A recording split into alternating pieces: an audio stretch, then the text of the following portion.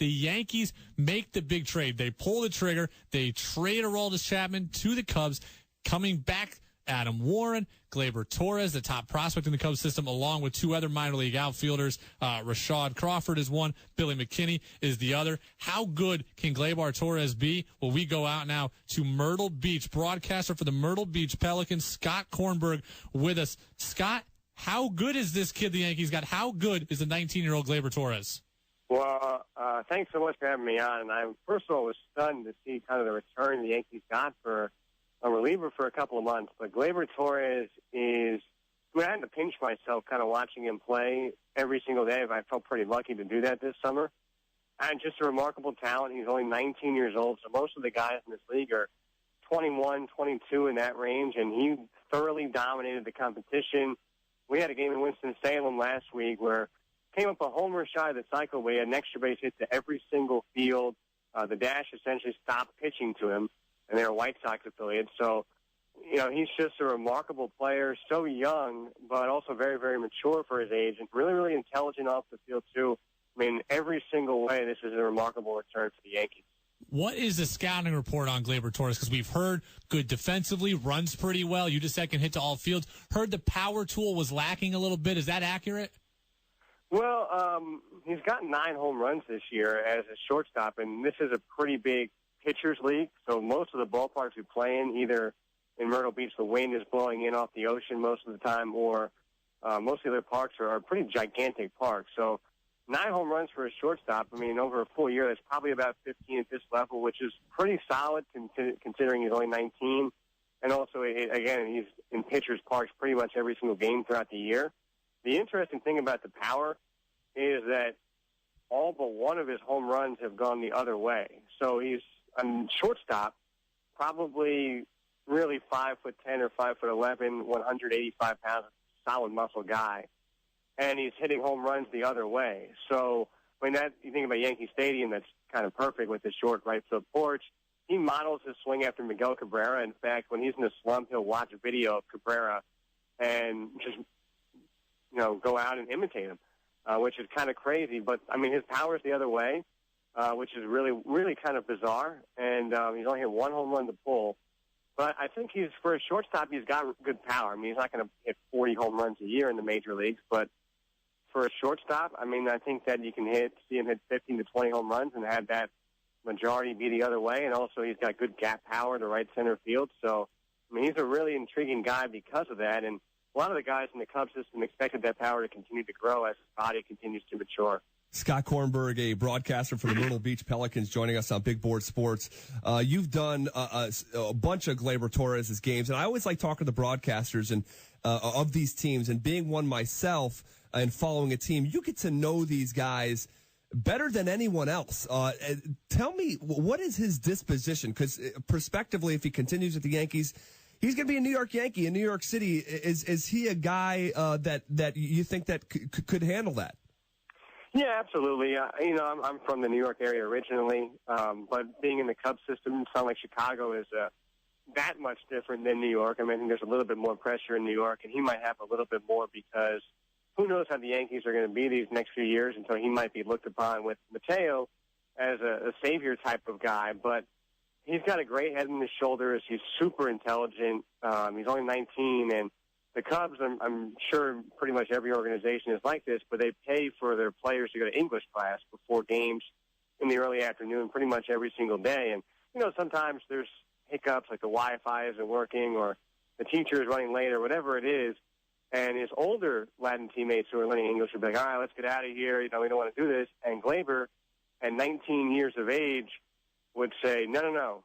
Hey, we had to wait it out. I mean, this is what the Cubs are asking us to do. We have to be the ones who are accountable here and make sure that we, go to school and we get our English in. And his English is pretty good for a kid who's just into America for a couple of years now, and I think it's only going to get better. Really, really intelligent. I mean, he doesn't flash a lot of, I'm making $1 million, whatever his contract is. He's just kind of one of the guys in the clubhouse, it's really nice. He's kind of playing to be able to make sure his parents don't work back in Venezuela. So he's got a really good head on his shoulders. Like I said, extremely intelligent guy. And the Yankees are a great organization. There's no doubt about that. So they're going to have the structure in place that I think he was a little worried about going to a new place and having to make new friends. The Yankees are going to make sure it's a seamless transition, whereas other organizations, you kind of wonder about that, but I don't think anybody has any doubts because the Yankees are always importing new talent. And so I think he'll kind of fit in seamlessly right away. And just a really, in addition to the physical skills, I think the most impressive thing that I've learned about him this year, kind of interacting with him, is just how smart and how kind of a person he is every single day to pretty much everybody. He's just a great guy. Gleyber Torres, the centerpiece of this Yankees deal, sending Aroldis Chapman to Chicago. They're also going to get back Adam Warren, who's a fan favorite in New York, even though he struggled this year with a 5.91 ERA. They also get Rashad Crawford, Billy McKinney, two minor league outfielders. Rashad Crawford spent a lot of time this season in Myrtle Beach. Tell us about some of these other pieces. Well, McKinney I saw a little bit last year. He's got a really sweet swing, and all from the left side, obviously, but he's kind of undergone a little bit of a knee injury, and it sapped his power a little bit. He's still a top 100 prospect, but I think that's the big question mark right now, and a lot of people in the Cubs system are saying maybe he could be a solid starting outfielder, but there's also a chance he turns into a fourth outfielder type, which is really not a bad thing to have on anybody's roster either. Got a really, really good swing. I think the question with him is how much power is he going to hit for in a corner outfield spot. I know a lot more about Crawford, him being here the whole year, and he's a really interesting story because he played infield his whole life. He loved the Braves, huge Rafael Furcal and Chipper Jones fan, so he played shortstop and third base. And because of those two guys, he was a switch hitter. The Cubs asked his high school coach to play him one game in the outfield. He played one game in the outfield. They drafted him as an outfielder based off that one game.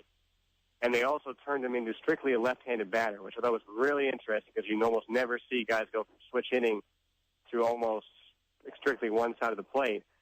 And the outfield is phenomenal. He's a super athletic guy because he was a great basketball player growing up. He earned a Division I basketball and baseball scholarship to Savannah State. Cubs signed him away from that as well as another junior college commitment just in case he wanted to go that route. So the outfield has not been an issue for him. He's super athletic. He runs down pretty much everything. Long striding guy, also steals bases. The hitting side has been really interesting because, you know, there's been kind of mixed reviews coming into this year because he didn't walk a lot. He really struggled against left-handed pitching. It was pretty inconsistent with the bat. And then all of a sudden this year you go into spring training and I go to Mesa where the Cubs train and people are like, man, this Rashad Crawford kid just packed on a ton of muscle in the offseason. He's a totally different body this year. And he said he actually used a new training regimen this year in the offseason to do that. And all of a sudden he's hitting for way more pop. Our manager, Buddy Bailey, would say, sometimes I watch this kid and there's a pitch in his hands or way down and in, and he somehow drives to the gap in right center or right field down the line. And there's other times where there's a pitch down the middle and he just kind of rolls over it. So there's still some consistency questions, but he's walked. I think he set a career high in walks in like the 75th game of the season this year. So there's a brand new approach here that's certainly bearing things out. You just can't argue with the athleticism because he's a great basketball player and because he's played the outfield so well. He's still extremely raw, but as a fourth get in the trade, it's pretty remarkable because he's got an extremely high ceiling because of that athleticism, and you still feel like he's getting better and better and better every single day, and a guy who was hitting about 350 in the last 3 weeks when the Yankees made the trade. Scott Kornberg, Myrtle Beach Pelicans broadcaster, letting us know everything about what the Yankees got in return from the Cubs for Aroldis Chapman. Scott, best of luck with the end of the Class A season. Thanks for talking with us. Well, thanks so much for having me on, guys. Best of luck to you the rest of the summer as well.